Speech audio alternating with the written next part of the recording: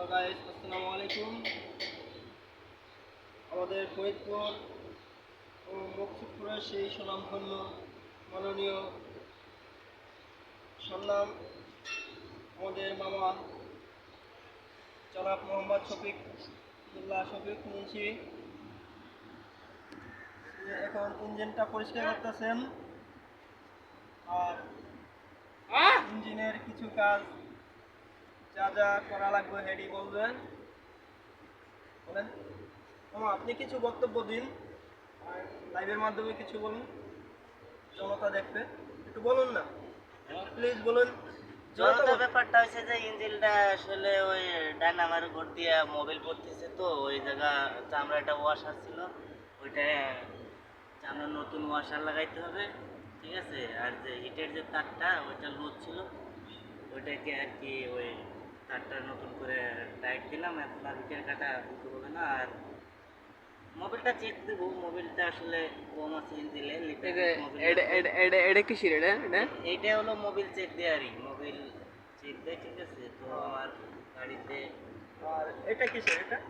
এটা হলো ওই যে পানির ইসেরি। আর এটা কি জিনিস? এটা কি জিনিস?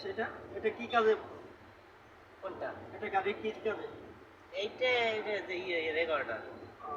রেডিয়েটর এটা কি কি কাজে পড়ে এটা? এইটা ইঞ্জিনে রাখে, ঠান্ডা রাখে।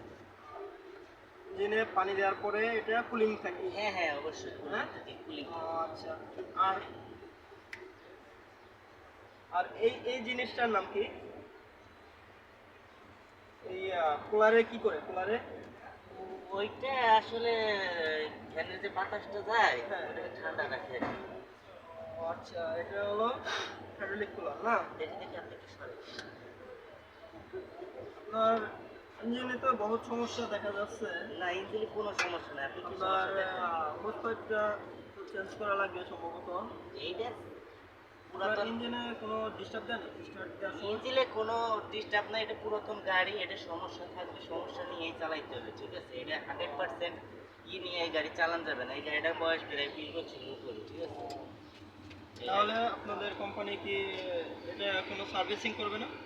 সার্ভিসিংটাই যে আমি করতেছি, যেটা প্রয়োজন এটা দেখতেছি, এটা আবার আমি যাই স্থানে নিয়ে যাই সিনিয়র মিস্ত্রিরে দিয়ে এটা আবার আমি ঠিক করবো। আপাতত গাড়িতে কোনো সমস্যা নাই, সমস্যা দেখতেছি না। ও, তাহলে তো সমস্যা নাই। এখন বাকি যা আছে সেটা পরবর্তীতে মিস্ত্রিতে দেয়, তাই না? ইঞ্জিনিয়ার